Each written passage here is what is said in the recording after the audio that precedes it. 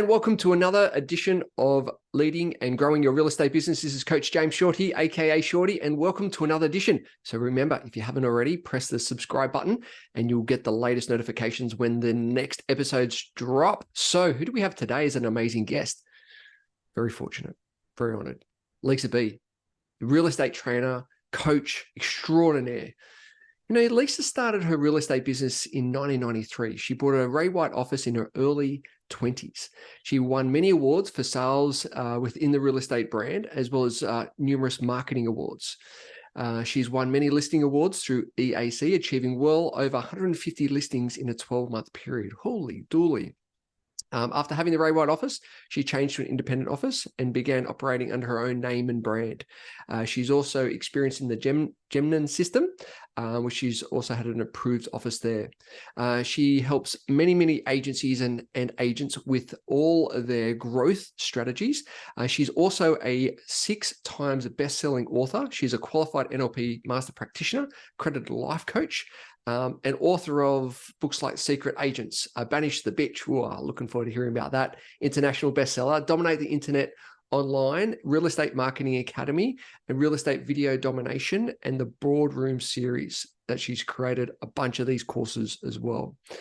It's a really an honor and a privilege to have Lisa today, because what it does, it allows us to, you know, we're both coaches in the real estate industry, but what it does, it allows us to collaborate and just to really find out where things are at for her, where things are at for her expertise, and what she's noticing out there in the industry. Lisa, really honor and a privilege to have you on the show today. Thank you for having me. That's a great introduction. Thank you for that. Thank you. No, absolute pleasure. Absolute pleasure. So what sparked you get into purchasing an office in your early 20s? How did that come about? I loved real estate. I did the real estate course full-time 1 year. You know, it took me 1 year to get that. And then it was like, I'm getting a job in real estate. Definitely, you know, without a doubt, getting a job in real estate. I went to different offices and begged for a job. I'll work, 3 days a week, and, I'll do anything, work part-time, anything. And then somebody gave me a start. And then shortly after, his wife passed away suddenly. So he lost interest, obviously. Him and his wife worked in the business together.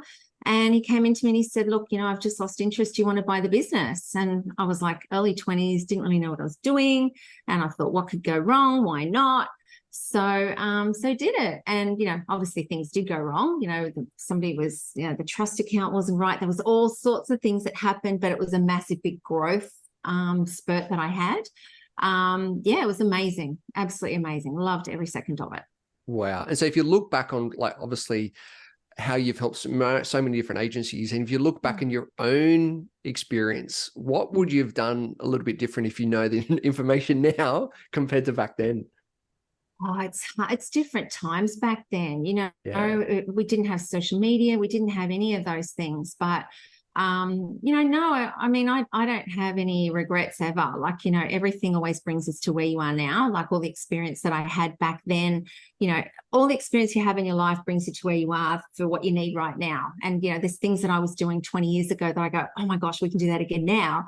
So to me, no, I would have done everything the same. I really would have. Yeah. And then you just learn. No, totally right. And that's the thing. You can learn from these experiences. And as you said, like, from that has allowed you to step into what you do now, which what transitioned you from the real estate ownership of the office to more the coaching, mentoring, and on the marketing aspect? Well, because I moved from Wollongong to Sydney. I moved to Mossman. So my area was like Unanderra, Coachwood Park, Water Heights, which is sort of like the lower end of the market. Moving to Mossman, which is like the most expensive real estate in Australia in some places. So it was like, just a new challenge and all that sort of thing. And moving to that area, I really had to, it was just social media was just coming out sort of thing. So I had to have a big point of difference, and I saw that as the point of difference. So I used social media. I used video marketing. I had 40 ways to use videos in my business or something. Everything I did video. Whatever you could do, I did it by video. I was like, how else can I use video? How else can I use video? So that really got me the point of difference. And, so then agents would ring me and say, oh, can I just pick your brain? How do you use this? How do you do that? What camera have you got? So then I developed a course around that, because then I could just say, there's the course, because you can tell them one thing, that I haven't told them the 20 things they've got to do before that, or the 5 things they've got to do after. So it was really, there's the course. So that's how I started training in social media and online marketing and all that sort of thing, and branding, to becoming famous where you are, the attraction agent, they call it now. So that's really what started me with that. And then I moved to Queensland back in 2012. So I've been coaching ever since then, sort of haven't listed and sold since then. And then started with EXP. And so now I get to, coach other agents within the organization here. So, all my experience of running offices is now, helping people go out by themselves. But also the other thing that I think is really important is I have the empathy for real estate business owners who have got, 10 staff, 5 staff, 3 staff. It's not as good as what the employees think it is. They think the boss is making so much money and, and all of that sort of thing, but it really is, there's 2 sides to every story. So I've experienced, that, and then, also seeing it from the salesperson's point of view as well, which I think is really important. Yeah, big time. And so what have you noticed since 2012, the change in relations to that? Has there been some major changes within the industry around the perception employees think, the perception of what business owners think, and what's worse is the entitlement. And I could talk about that for let's talk about that. It's people Totally. think they're just entitled to everything, and it's like you've got to see things. You've got to have empathy for both sides of the story. Just because you want something, it doesn't mean that you are entitled to that. You've got to see, you want the boss to pay you a pay rise. Well, how much money are you actually bringing in? Are you making the business a profit, or is the business owner subsidizing your salary? If you want a pay rise, you need to justify that, So to me, it's about having empathy from both sides, So I think the entitlement rate has gone, up like this.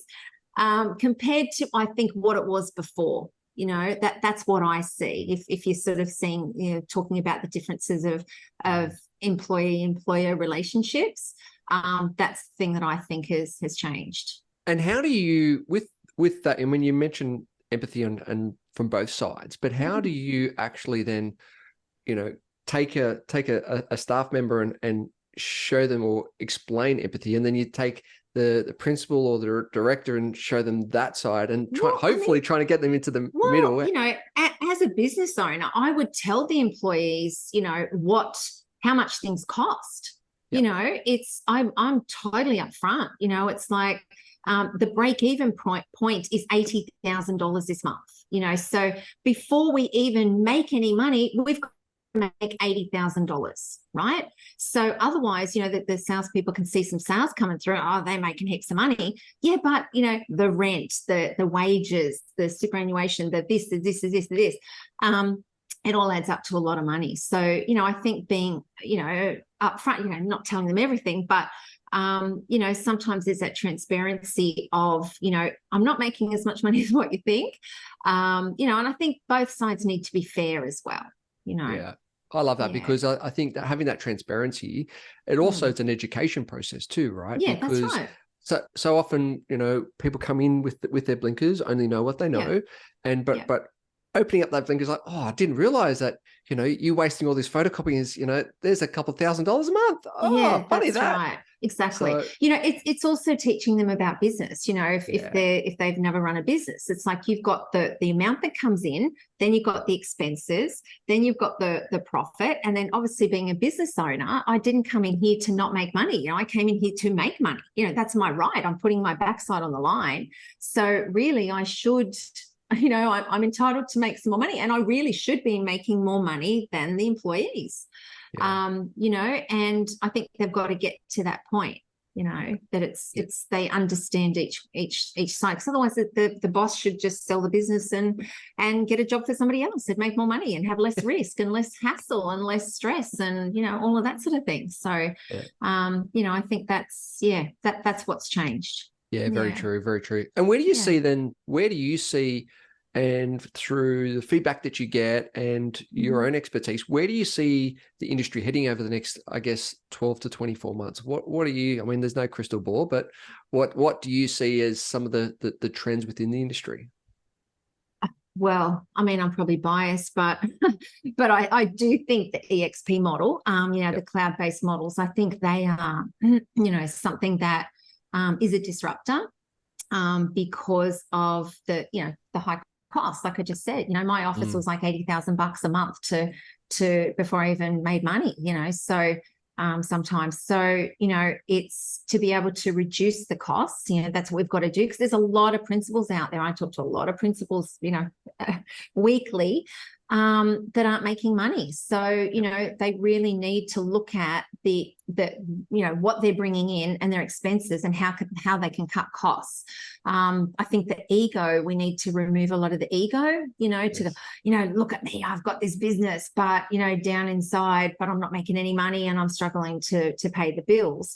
We need reality checks of, okay, if we're going to be in this business, make some money, enjoy your life and really take a good look at your business structure, So that's where the cloud-based models can, I think are amazing, because, everybody wins with those. The boss can still make money, everybody else can still make money, and it's just a great business model, particularly XP. But I think there's different ways to do things now. We don't have to keep doing what we did before. There's new and better ways. And I think, just to explore what else is out there, and to explore better ways of cutting costs.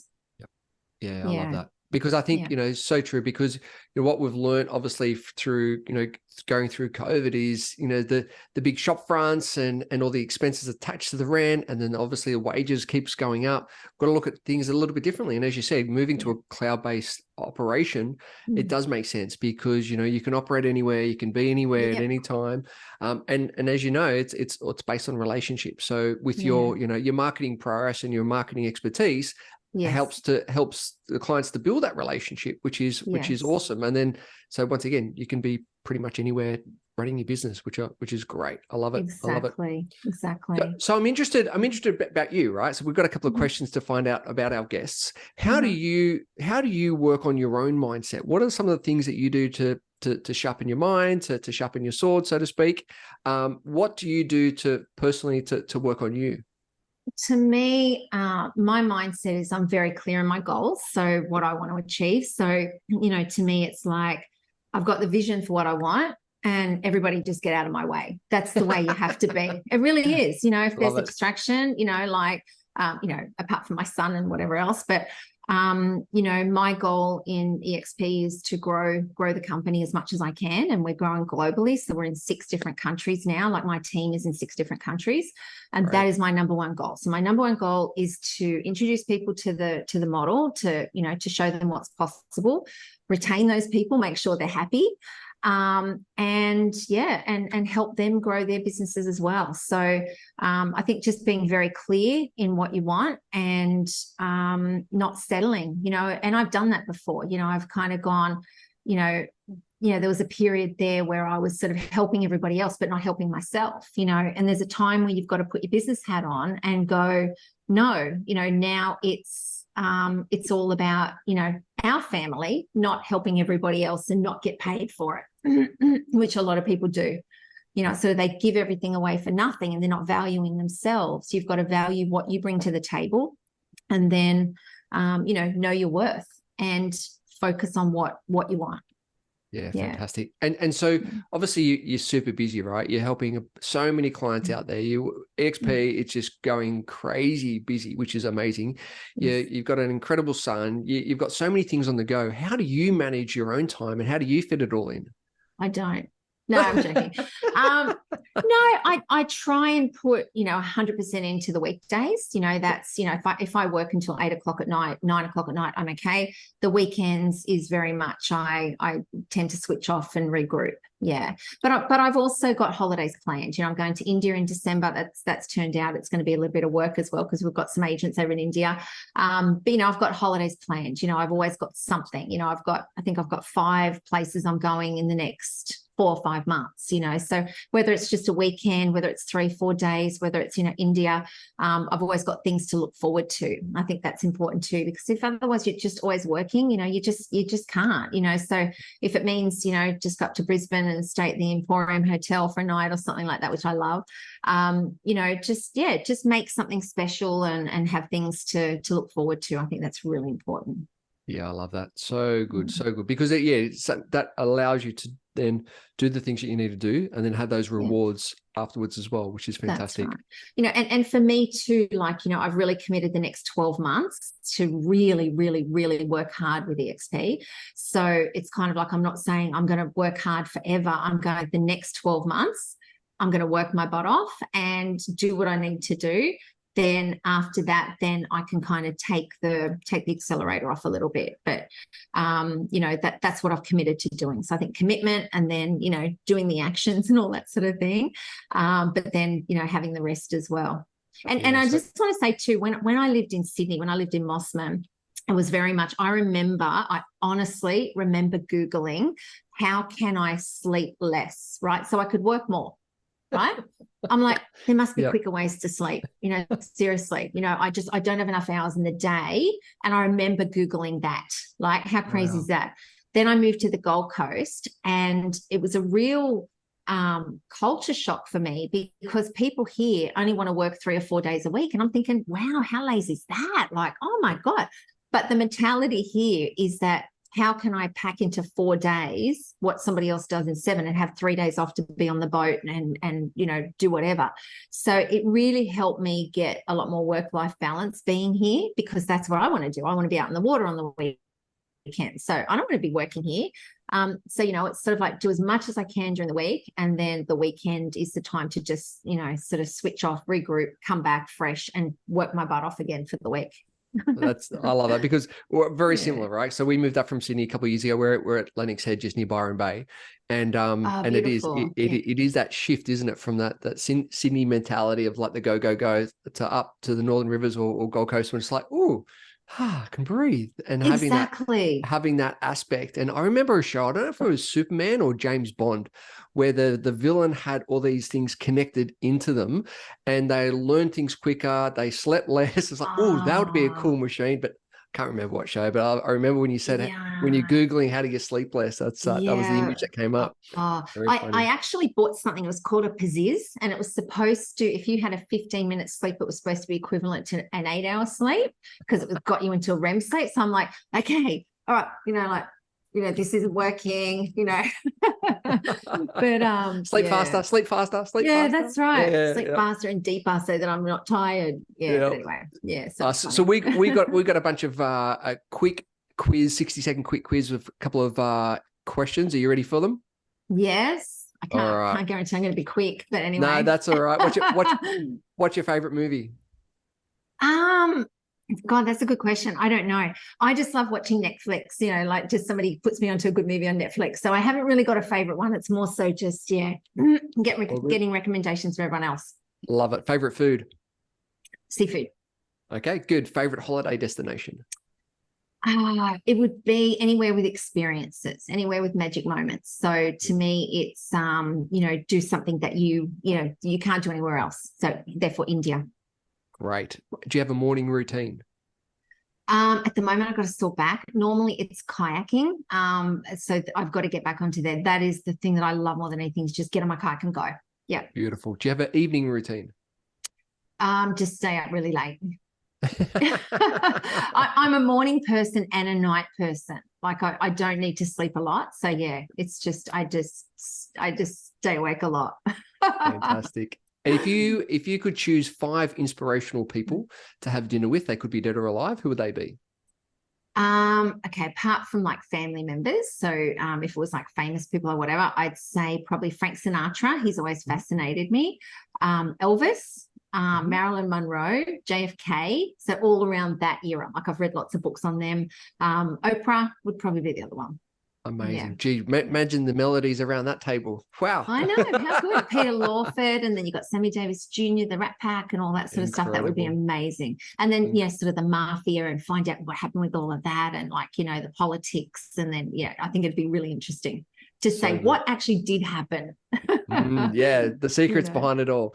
If you were Prime Minister for the day, what's one thing that you would change? Sack a lot of the other politicians if you can. Yeah. Nice. And do you have a best piece of advice? Don't accept criticism from somebody that you wouldn't take advice from. Oh, I love it. Love it. That would be my best one. When somebody says something, I think, would I go to you for advice? No. Okay, don't worry about it. Yeah. Yeah, great piece of advice. And so how can the audience find out more about yourself, about your services, about EXP? Where can you send them? lisab.com.au would be the easiest one. Too easy. lisab.com.au. Yeah. Awesome. Lisa, really appreciate your time this morning. Thank you for joining us on the show. And once again, love chatting, love sharing stories, and really appreciate your time. Definitely. Thank you so much for having me.